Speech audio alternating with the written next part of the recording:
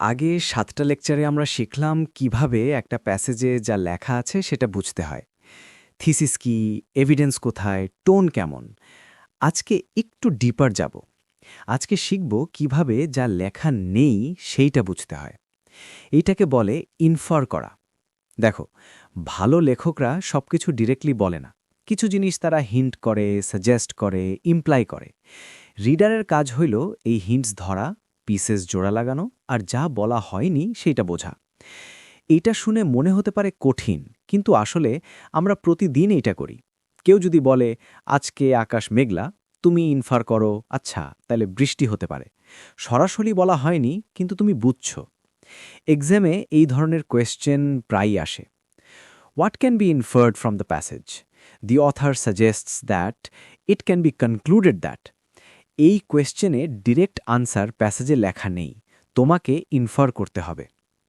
আজকে 4টা জিনিস শিখব। 1.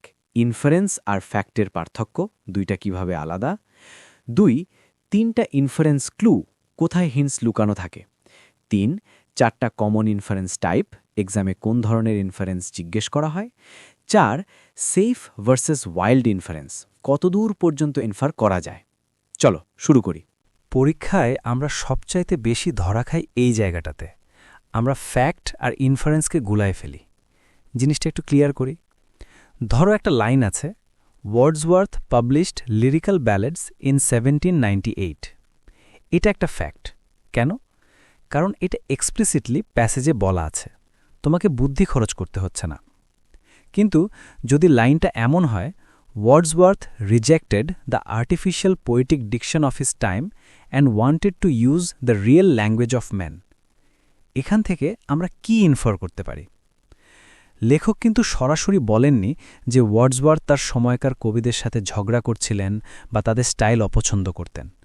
কিন্তু রিজেক্টেড আর আর্টিফিশিয়াল শব্দ দুইটা থেকে আমরা বুঝতে পারছি যে Wordsworth believed that the main stream poetry of the 18th century ল্যাকড authenticity and was disconnected from common people.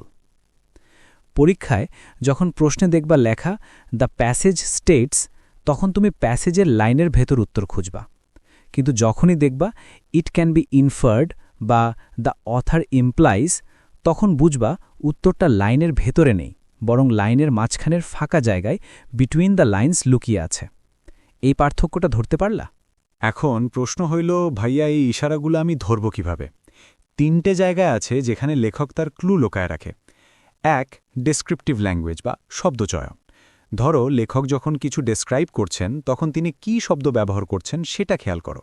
ধরো চার্লস ডিকেন্স একটা শহরের বর্ণনা দিতে গিয়ে লিখলেন, the heavy smoke from the chimneys choked the sun and covered the streets in a layer of soot. এখানে Dickens কিন্তু সরাসরি বলেন নাই যে ইন্ডাস্ট্রিয়ালাইজেশন খারাপ, কিন্তু চোকড দ্য সান মানে সূর্যকে শ্বাসরোধ করা, আর সুট মানে কালি শব্দগুলো আমাদের একটা নেগেটিভ ফিলিং দিচ্ছে। এখান থেকে আমরা ইনফার করতে পারি যে লেখক আসলে ইন্ডাস্ট্রিয়াল রেভলিউশনকে প্রকৃতির জন্য ক্ষতিকর মনে করছেন। 2. এমফেসিস বা গুরুত্ব। প্যাসেজের কোন অংশে লেখক বেশি সময় দিচ্ছেন। ধরো একটা প্যাসেজ ভিক্টোরিয়ান নারীদের নিয়ে, সেখানে 10 লাইনের মধ্যে 8 লাইনই খরচ করা হয়েছে তাদের স্ট্রাগল আর রেস্ট্রিকশন নিয়ে, আর মাত্র 2 লাইন খরচ করা হয়েছে তাদের সাকসেস নিয়ে। এখান থেকে আমরা ইনফার করতে পারি যে লেখক আসলে বুঝাতে চাচ্ছেন যে ওই সময়ে সাকসেস পাওয়াটা অনেক বেশি কঠিন ছিল, কারণ অবস্ট্যাকেল ছিল অনেক বেশি। 3. কন্ট্রাস্ট বা তুলনা। লেখক যখন দুটো জিনিসের কন্ট্রাস্ট করেন সেখানেই একটা বড় হিন্ট থাকে। যেমন, unlike the neoclassical poets who loved order, the romantic celebrated chaos and emotion. এখানে আনলাইক শব্দটাই তোমাকে বলে দিচ্ছে রোম্যান্টিক মুভমেন্ট আসলে নিওক্লাসিক্যাল ভ্যালুগুলোর বিরুদ্ধে একটা রিঅ্যাকশন বা বিদ্রোহ ছিল। বুঝতে পারতেছ? এইবার আসি সবচাইতে ক্রিটিক্যাল পার্টে। অনেক স্টুডেন্ট ইনফারেন্স করতে গিয়ে অনেক বেশি কল্পনা মিশায় ফেলে। এটাকে আমি বলি ওয়াইল্ড ইনফারেন্স। এইটা করলে কিন্তু 0 পাবা। একটা প্যাসেজ বলছে যে ভিক্টোরিয়ান নভেলগুলো তো দেখা যেত কাহিনী সবসময় বিয়ে দিয়ে শেষ হচ্ছে। তাহলে সেফ ইনফারেন্স হলো ভিক্টোরিয়ান সমাজে বিয়েকে একটা সোশ্যাল স্টেবিলিটি বা আলটিমেট গোল হিসেবে দেখা হতো। এটা লজিক্যাল।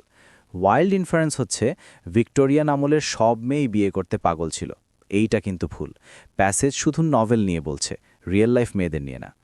সবসময় মনে রাখবা, your inference must be a logical extension of the text, not a product of your imagination. Inference করার পর নিজেকে জিজ্ঞেস করবা, আমি কি প্যাসেজের কোনো নির্দিষ্ট শব্দ দিয়ে আমার এই দাবিটা প্রমাণ করতে পারবো? যদি উত্তর হয় না, তাহলে বুঝবা তুমি বেশি দূরে চলে গেছো। মাথায় ঢুকলো? তো চল একটা প্র্যাকটিস করি। ব্রন্টি সিস্টার্সদের নিয়ে একটা লাইন শোনো।